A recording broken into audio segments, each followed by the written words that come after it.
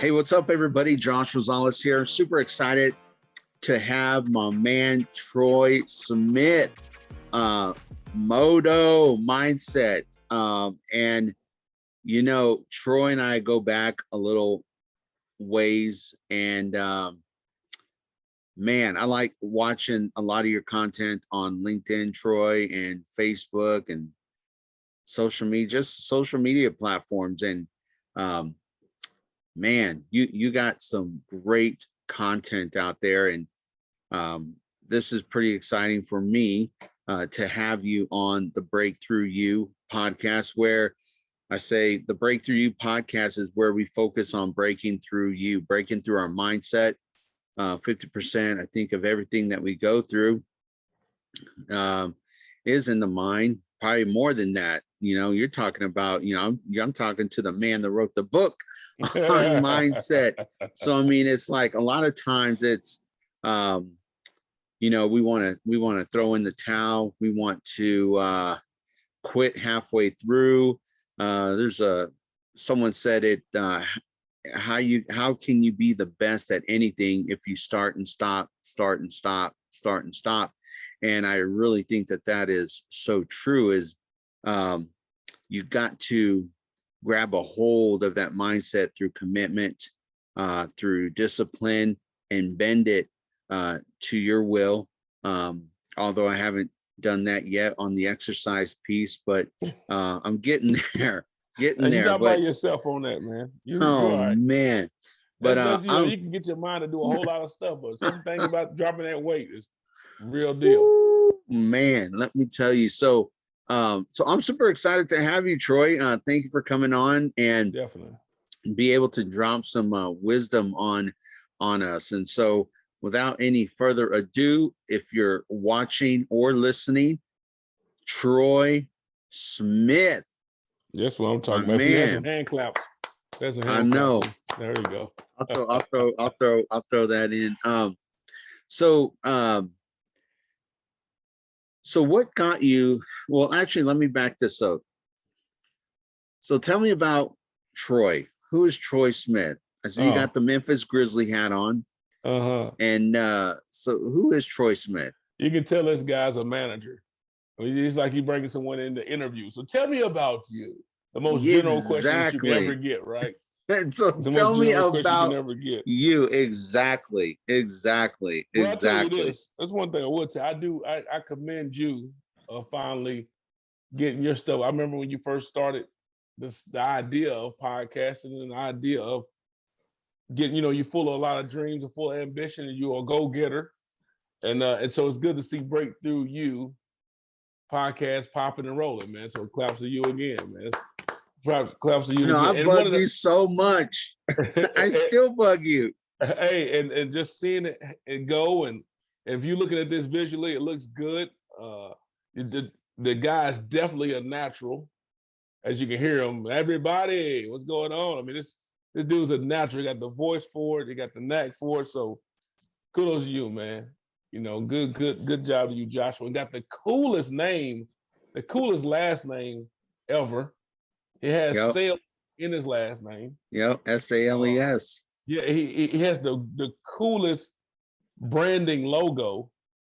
I think, you know, that's one of the coolest things. And you really like it? I like it. I really do. It's interchangeable, man. How you put different colors behind it. I mean, when you start really taking this thing to that point to where it's out there, I like it, man. I tell you that every time I see it, I say, man, that's a cool logo, man. Yeah, real cool. So kudos to you, man, what you're doing, and I congratulate you. You're looking good. It looks good. It sounds good. You come a long way in a short time. So hustle and grind. What's that rock song? Hustle and grind, or build that muscle. Every day I'm hustling or something. Or grind and hustle. Either way, that muscle, something like that. Getting it done. You getting it done. So kudos to you, man. But Troy Smith, most Moto mindset of successful thinking. Moto is short for motivation. That's the platform of that. I'm a mortgage lender by trade. I'm a banker. I've been a banker for over 15 years. If you need a mortgage, let me know. That's what I do. I help people get a home or refinance a home, or maybe invest in a home. That's what I do for a living, to bring the bread and butter in. The one thing I concentrate on, that's the key thing, the one thing that I concentrate on that allow me to do everything else that I enjoy doing. So that's me. Born and raised in Knoxville, Tennessee. Moved to Nashville when I went to Tennessee State. Got my undergrad and master's from Tennessee State University. Been married to my lovely wife for now 14 years this year in October. We have 2 awesome children. That's not a cliche. Sir Duke and Duchess Kaya. We have Sir Duke. Sir Duke and Duchess Kaya. And the people always say, where did you get the Duchess from and the Sir and all? Well, I got tired of I want to do something different. I'm always want to do something different. I don't want to be like everybody else. I don't want to be the princess and my little prince and blah, blah, blah. I said, what's some other royalty names or titles, noble titles that I can use that's still noble? They don't feel like they're at the bottom, but still good. And they don't have to be a princess or a prince. Duchess and the Sir, Yep. So that's what we did. Made it easy, simple, and I like that. And Duke is going to finish his first year of kindergarten on Tuesday next week. And my daughter will be going to kindergarten this How old are they? school year. 5 and 6. 5, 6, yeah. Our Ellie is 3, and we had so much fun dropping her at preschool. And now that preschool is done, there is no room anywhere to put her for the summer. So at all. She is at home with my wife. Yeah. So Yeah. And that's the challenge. I remember when I was growing up. So I grew up in the projects, man. So y'all may not even know what that is nowadays, but I know I grew up in is. the old school inner city, and where the Boys and Girls Club, Angel Tree, stuff like that was the norm. So we used to get a lot of free stuff. So now my kids are growing up, and I'm older, and we live in a whole different situation than we did before. Nothing's free. Everything costs. Everything costs. Everything, and it's packed out. Everything is full, like you just experienced for summer. So we experiencing the same thing. And baby formula is nowhere to be found. And thankfully, I hate it for the families that are going through it, but thankfully we don't have to go through that. Yep. I went through plenty of thousands of dollars of getting that for the first year and so, first 9 months to a year for both of them. $39, $40 for a week or so of for each little pouch, thing of that. So yeah, it's crazy. It is. Hey, so I never asked you this, but how, and maybe I did, but how did you catch the bug of wanting to just do podcasting, writing the book, like the whole center of influence, like you're a center of influence. Yeah. And so how did you stumble into that? Did you is it like, hey, this is what I've always wanted to do, getting out of college, or did you do this in college? Like, where'd you catch the bug? Man, so I've always, for some reason, when I graduated college, I always knew I was going to write a book. I just didn't know what the subject was going to be. And when I was, so I never read a book from its entirety until I graduated undergrad. I've never read textbooks to get by to make sure I know the subject. Not a whole textbook, but just a chapter or a page or two. But I've never read a book in its entirety until I graduated college. And the reason I read that book, which was my first book I ever read in my life that was full, was Anointed for Business by Ed Savoso. And I was doing campus ministry at the time in college. And everyone always said, you're going to be go to pastor, be a pastor, go to college for theology or something. And I'm like, no, I'm not. I don't feel like I'm anointed for that. I don't feel like I'm called to be in the traditional 4 walls of things, of the church. I feel like I was supposed to be in the business out here, actually impacting people through my experience of life. I learned a lot over time that people were actually transformed just by an example that you set, rather than you preaching to them or talking to them a lot. And I read that book. My friend said, hey, why don't you read this book, Anointed for Business? read the whole thing and seen this guy experience growing up in Catholicism. Is that right? Catholicism. Catholicism. Growing up as a Yep. Catholic, as you go through different ranks as a Catholic, you end up being a priest. And he felt like he wasn't called to be a priest. He felt like he was anointed for business. So and everyone always pressured him about doing ministry and doing it that way. And I read that and said, man, that guy was talking to me. And at that point, I was able to really have a clear conscience of saying, I'm not going to no pastor school or theology to be a pastor or nothing like that. I'm gonna go out here and actually in business and transform lives that way. But now what business am I going to go into is the question. So I just stumbled upon these things, but I never really had the expectation this is going to happen. It's just that, that opportunity came up. Why not? So I got unwavering expectation. Unwavering. So, but see, the thing is, I always knew though that I was going to be successful in life. But I learned, as you will learn in my book, The Mindset of Successful Thinking, you can go to troyemsmith.com/shop and get that. Or you can go to YouTube and just type in troyemsmith.com and listen to it for free. It's an audio version too. But I learned that success is all relative to the person. Growing up, I thought success meant the cars and other materialistic things you can get to show that, I'm successful. And I learned, no, success is how you feel, what you consider to be successful. So I got me a job. When I got married, I got into finance.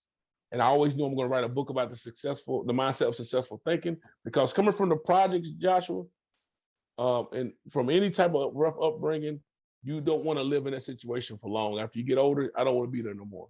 And that comes with a thought process. That's a mindset. As I used to see kids that's growing up in the suburbs or the affluent areas want to become hood, I'm trying to get out the hood.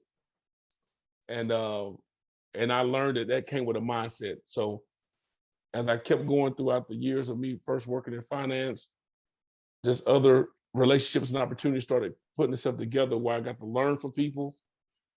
I never was a motivational, per se, reader. I used to think I am motivation. So why do I need to read a book about motivation? Mm-hmm. Why do I need to know anything about trying to pump people up or pump myself up? And when I was working in as a private banker at this local bank, one of my clients is an actual ghostwriter. He's an author, and he's written books for Eddie George and ghostwriting a lot of books. And I got to know him a little bit. I said, man, I've been thinking about writing a book. So I used to just start writing. He said, will you encourage me about writing? And he gave me a book called not Think and Grow Rich, but I Thought and Grew Rich or something like that. And that introduced me to Think and Grow Rich. It introduced me to a whole lot of other motivational books and things where I'm like, oh, these people think like I do. So it is important to read other books and other people's experience to learn that you're not the only one out here. And I went back to when I thought about the book I first read, Anointed for Business. I said, see, that person actually experienced what I experienced. So why not me? That book I've been talking about writing myself, now it's showing me the importance of why I need to write it, because other people may think like me. They may want to know what the thought process of success may be. They want to know what success may mean for them. So that's when I put that book out, and that just came from that. So podcasting came from me doing some public speaking a little bit here and there. People, I was doing ministry stuff, so public speaking was normal. And the next thing you know, people started having me come out and speak at the church or something about motivating them. And that came from that. Then I said the podcast came, the Naughty Lounge, which is Not Overthinking It, which is a podcast about not overthinking business. And then and that all came from there. So it's just all different. There's a long way to get to your answer, but there's different experiences that help me realize someone is going to be impacted by it. So let's, while you were talking about the projects, I think that the projects could be yes, it's a physical, like you can live in the projects, but I think that people can live in the projects of the mind. Yeah.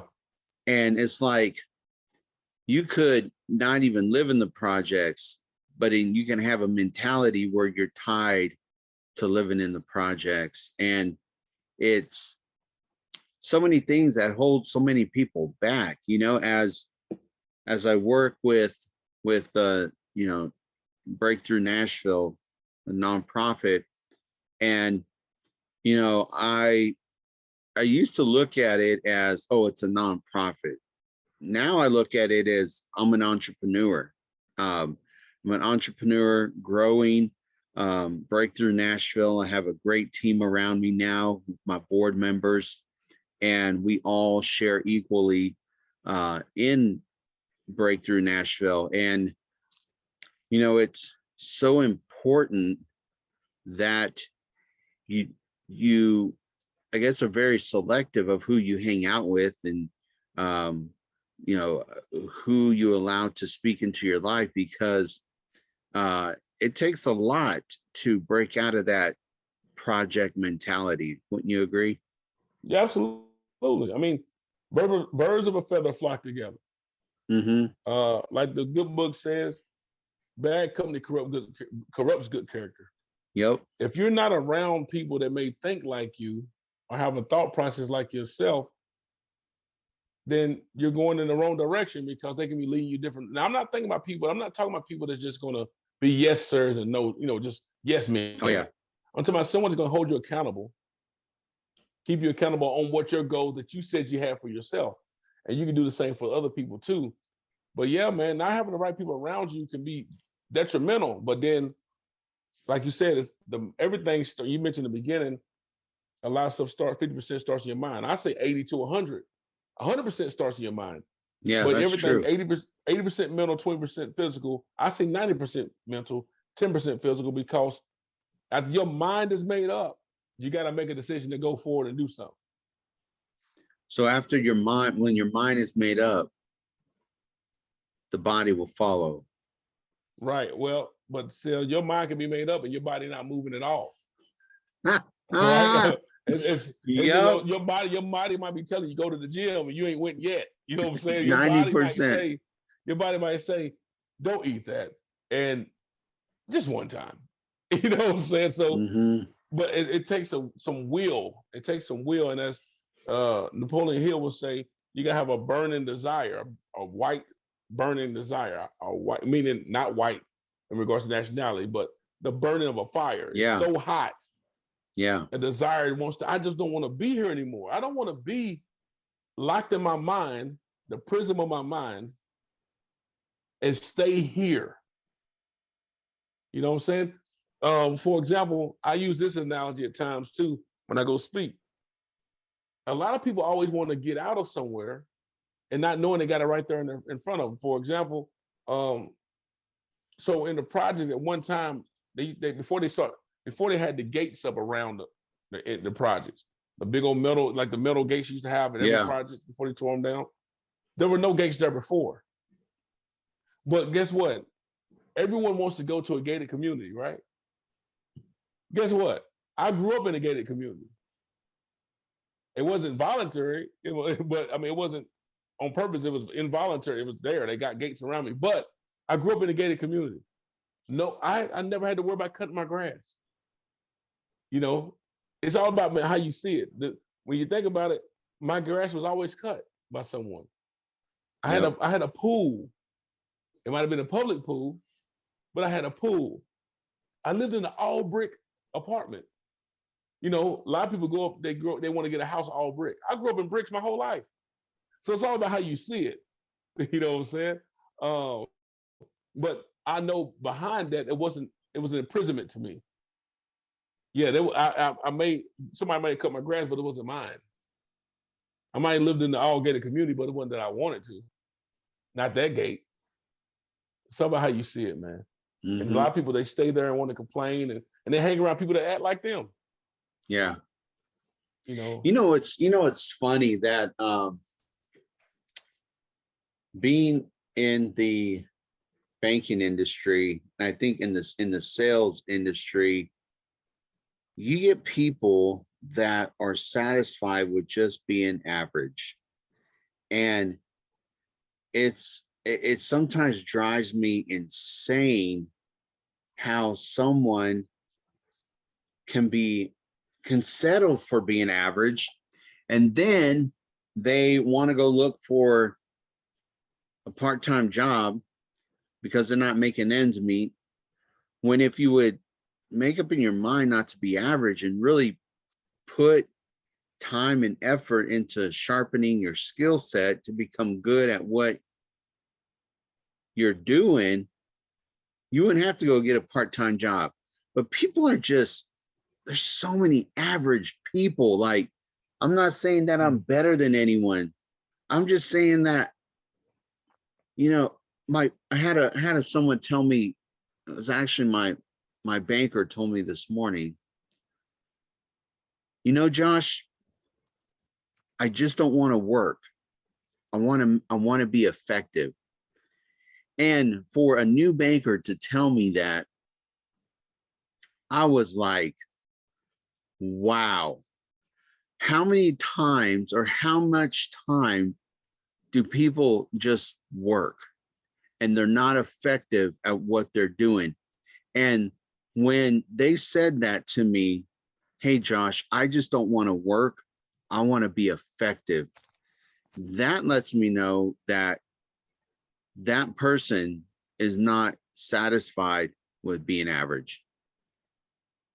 There's not, or they are satisfied being They're average. not satisfied being average because they can just put in work, but they want to be effective.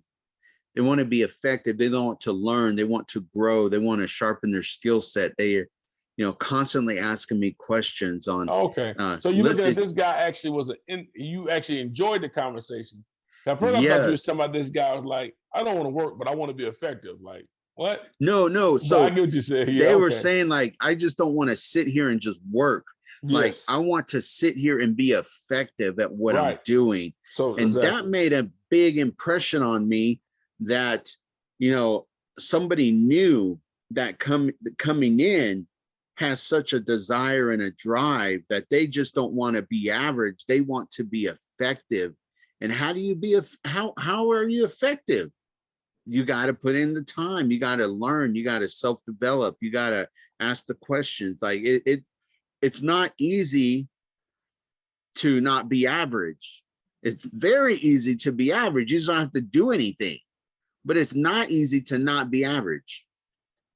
I mean, that's why it's a small number of extraordinary people. And there's a large number of ordinary people. It's a large number of those. And guess what? We need every person. We need ordinary people, and we need extraordinary people.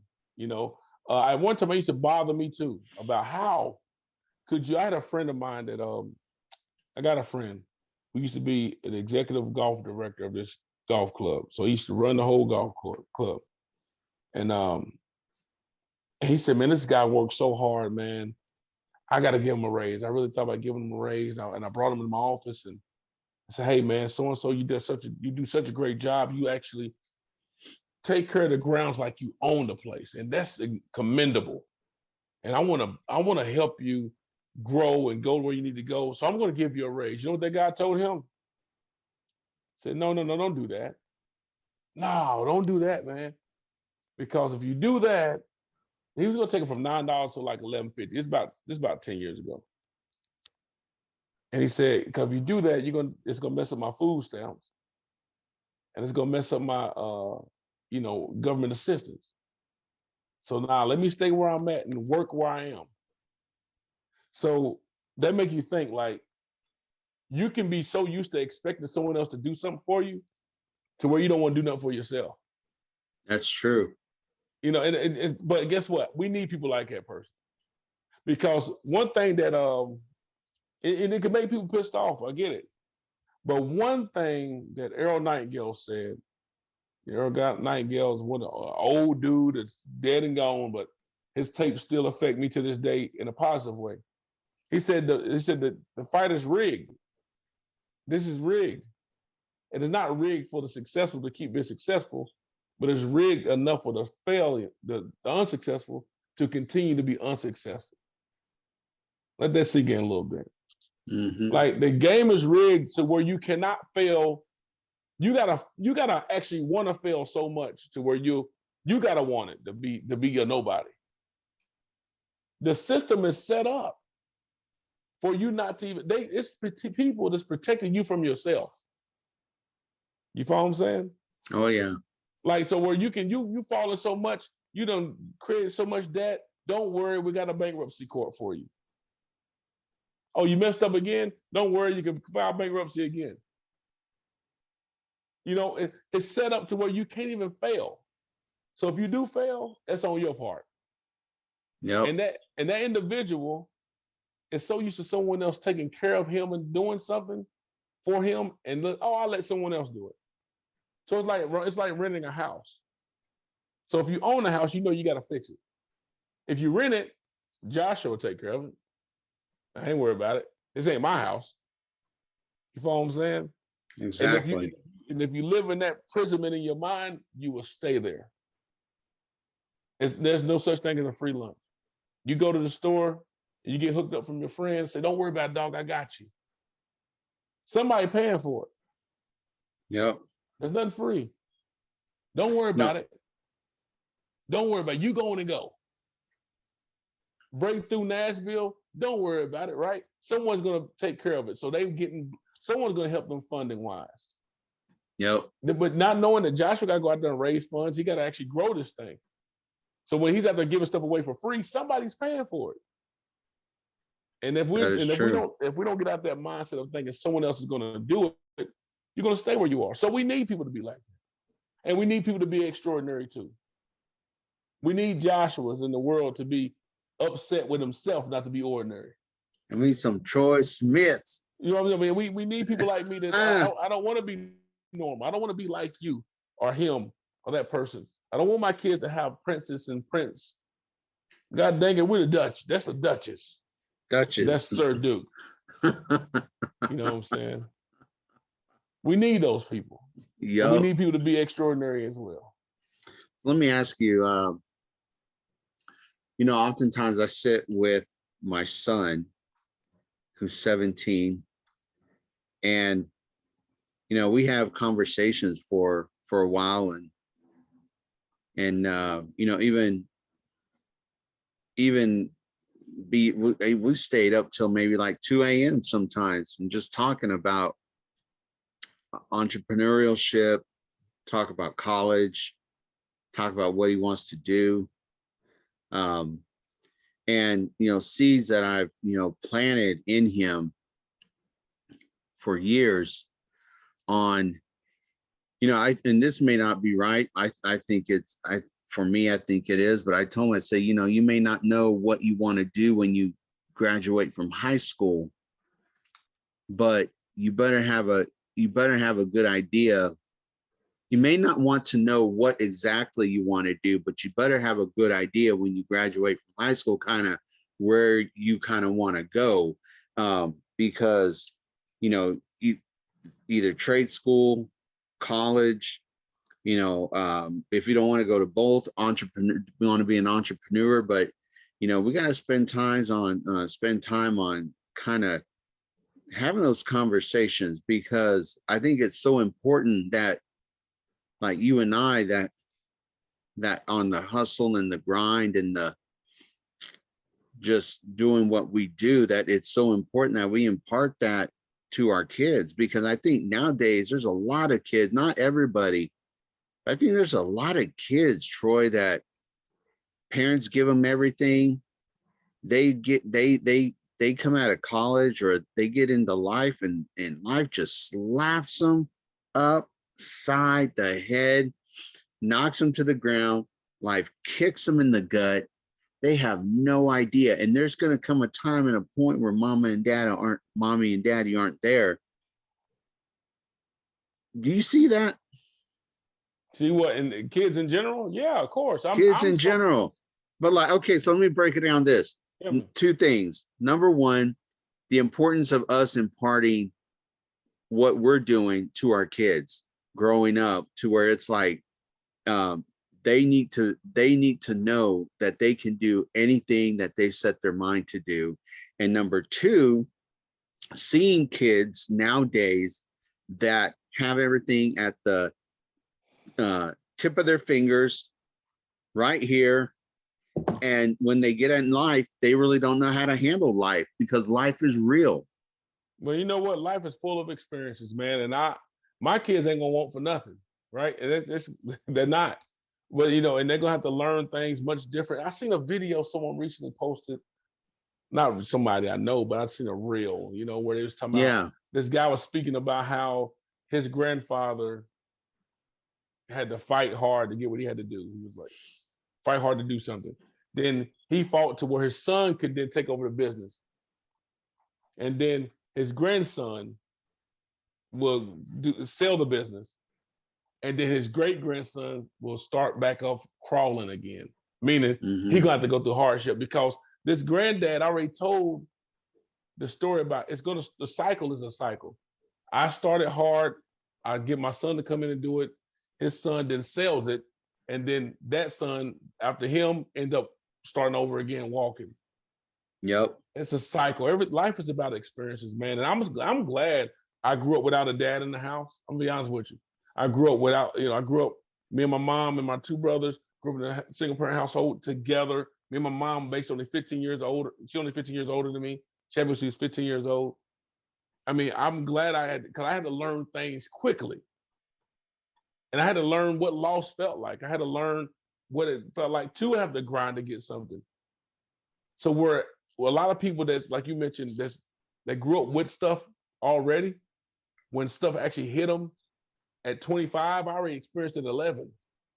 You know what I'm saying? I've already experienced all those things to where when I was grown in college, when I went to college, I was already a grown man. Like I already lived a grown man's life. You know what I'm saying? I was already doing those things. I was thankful for that because it allowed me to be able to learn things sooner. But I believe that, the kids that may not like our kids, your kids, mine, they're gonna have to learn things as experience go, and I take the titty out of the mouth. You know what I'm saying? Or I take the money back, say you can't do it, you gotta learn it. And hopefully they've seen an example through me and their mom to where, okay, I can handle this. I'm hoping to build strong man and strong woman to be able to withstand all that, man. But it's through experiences. We can't, no matter how much we train and teach them, they're going to end up still going through their own experience. That's true. Every generation, how people always say, oh, this generation of kids now is different. They this and they that. The same thing was said about us by the older people. And the same thing was said about them by the other older people. But whose fault is that, Joshua? That's their fault. Yep. Because you keep saying this generation would do something for them then. You know what I'm saying? And guess what? They're gonna be hard-headed and still not listen, and they got to learn themselves anyway. Yeah. So life is full of experiences, man. It's crazy. And being in the mortgage industry, it's like sink or swim. It's feast or famine.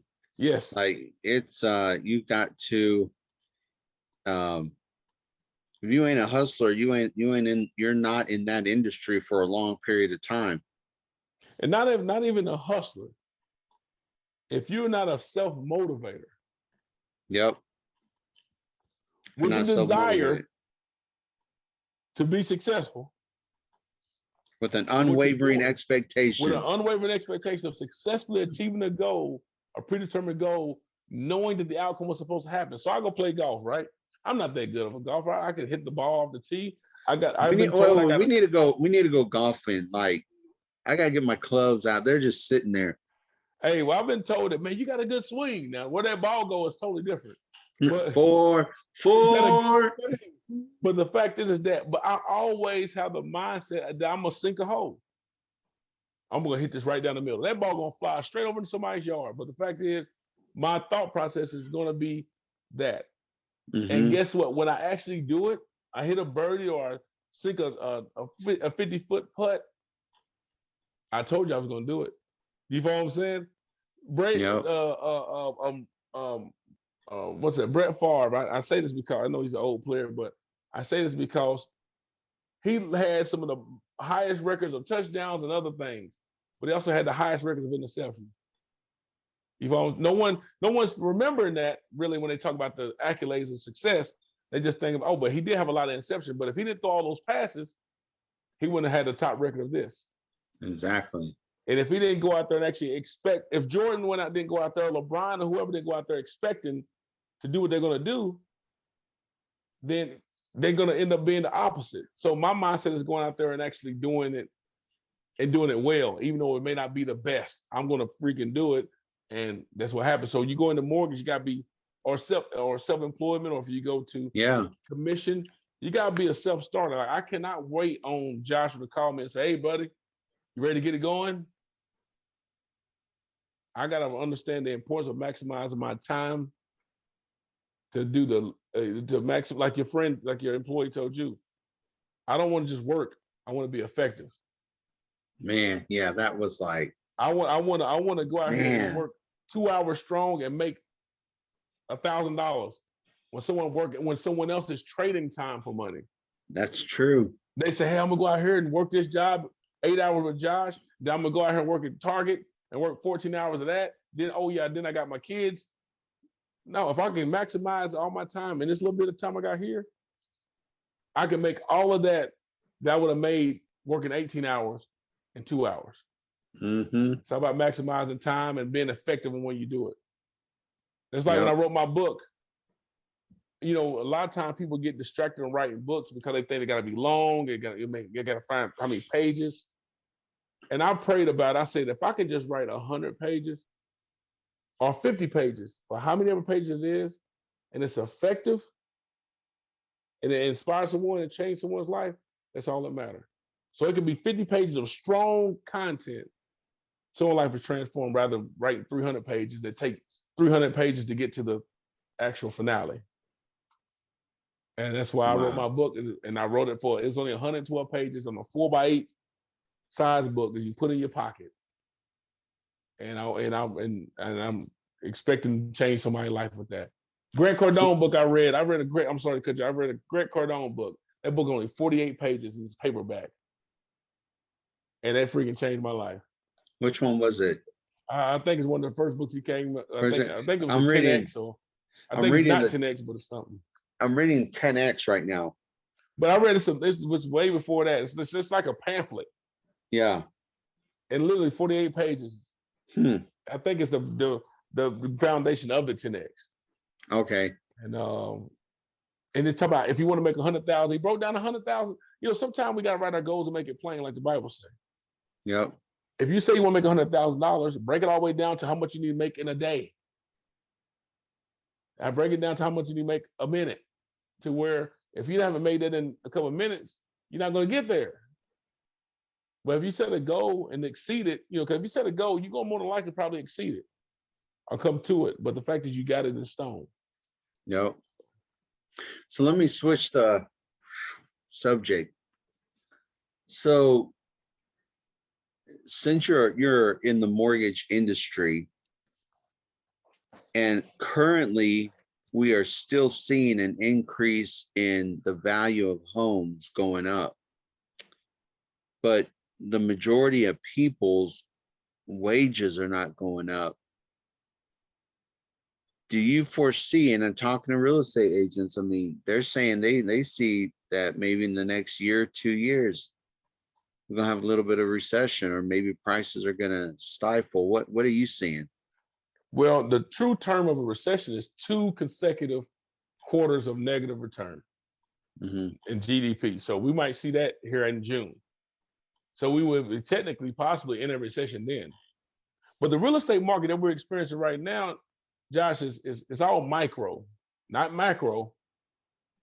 Micro, so meaning pockets of places are booming regardless.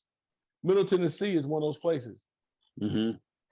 Idaho is something else. It's already hitting, going down. Certain pockets are already, certain micro markets of real estate are already experiencing things. We're all here in Nashville, though, Middle Tennessee, we're already experiencing price cuts.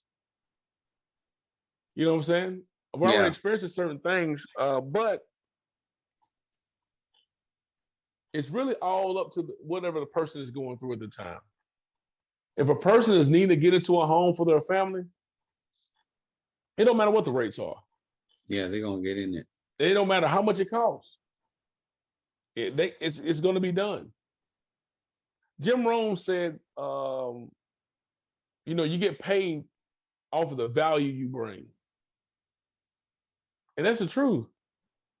If when some people say, well, the minimum wage should be increased. Well, if you're expecting to work out the minimum wage, you're already lost. Because you're saying, what's the bare minimum I need to make to be successful, to live? Yep. Okay, I want to make that.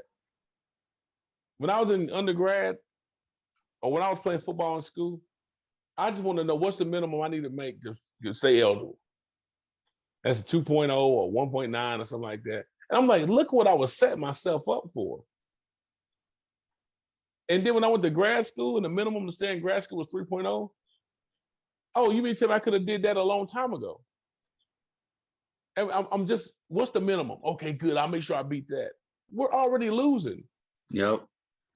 So if the prices of the houses are continuously going up, and as you mentioned about why you trade a lot of time, basically, why you trade a lot of time for some money when you can maximize what you're doing to make more money. That's the truth.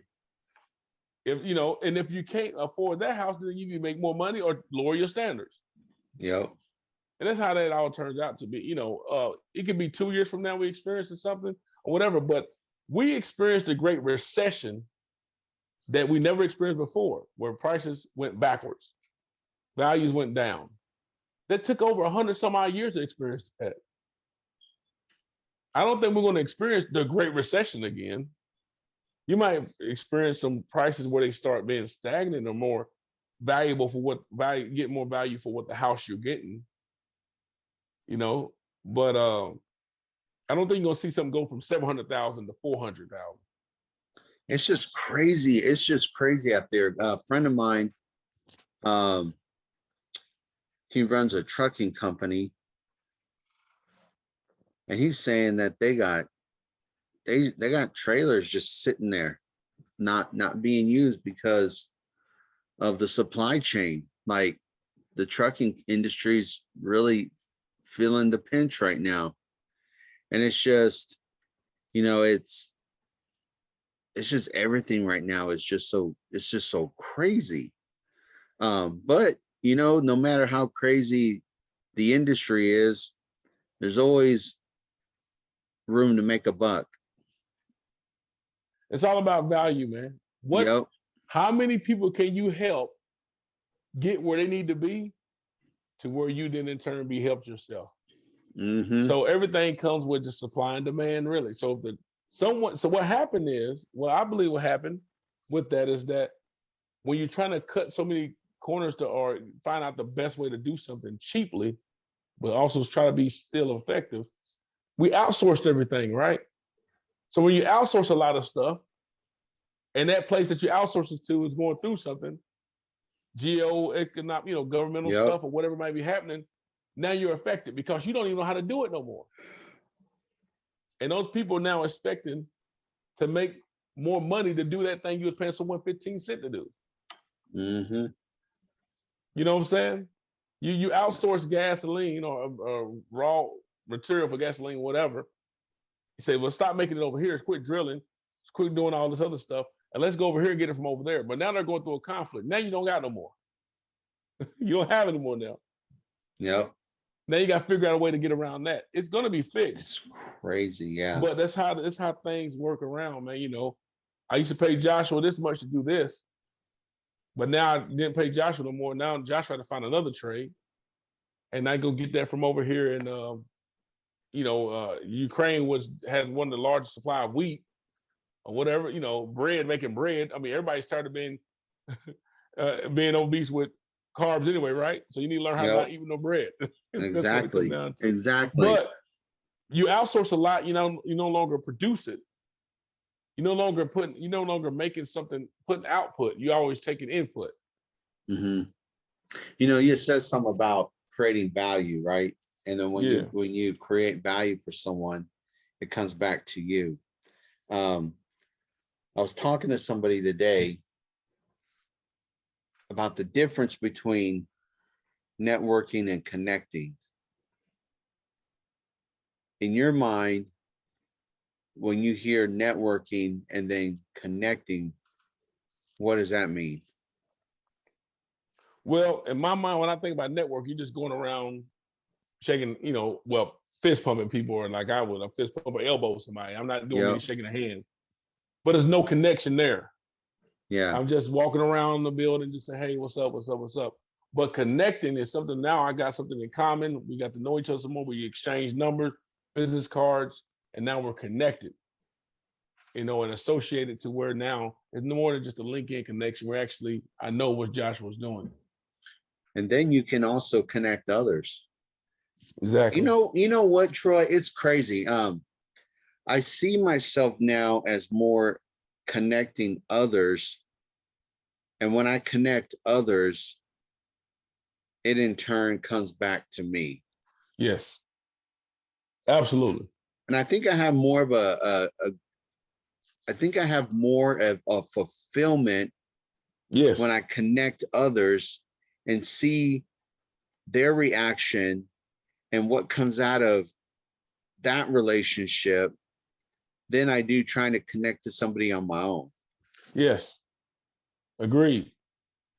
So I encourage people to go check out my guy, Steve Beecham.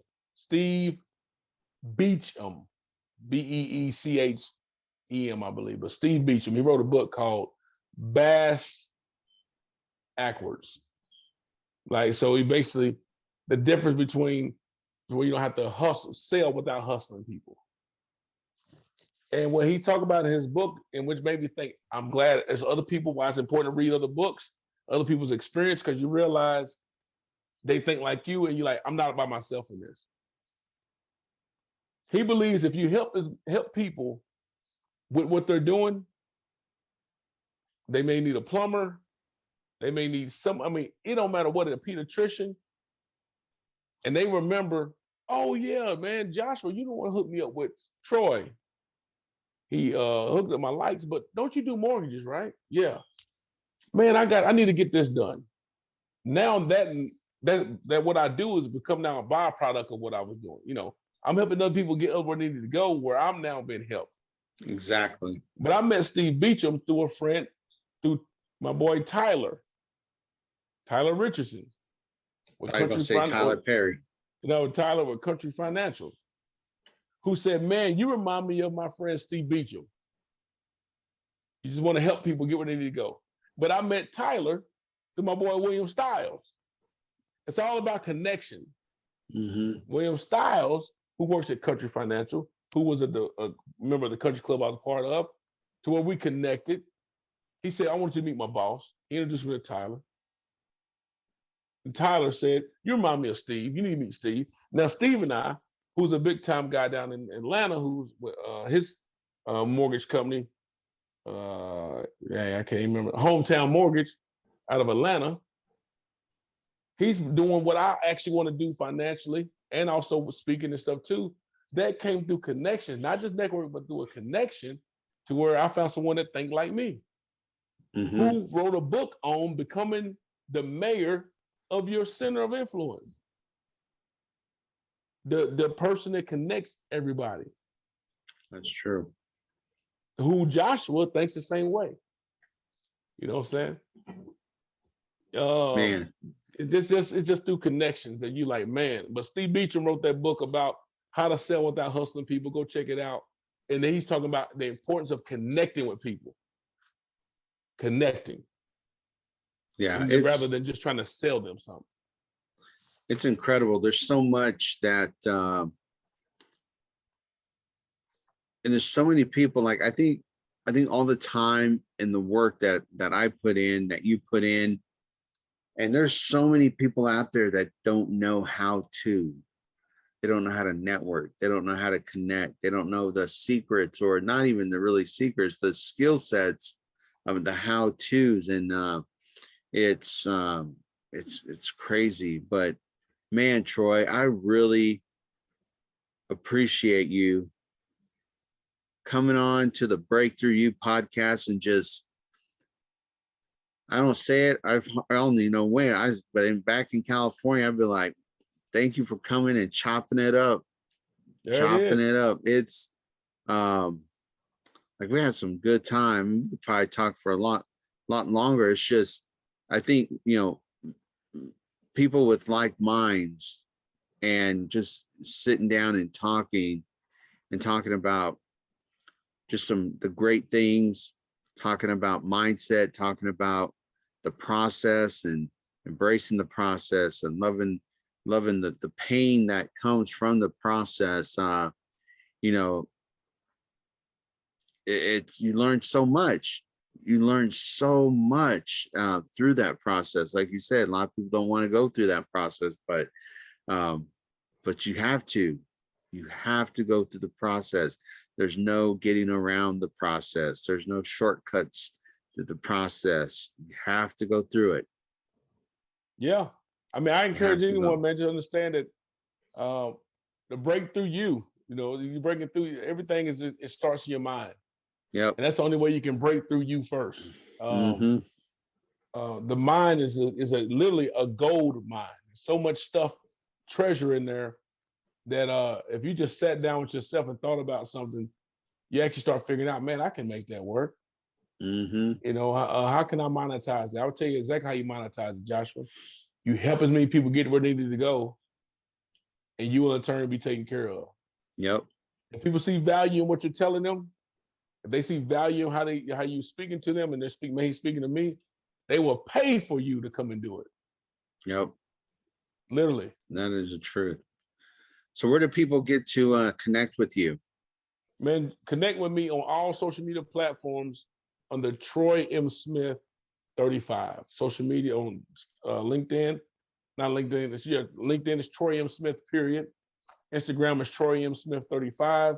Just type in Troy M. Smith and he's going to pop up. You can go to my website, troymsmith.com, Troy M. Smith, and you'll get connected.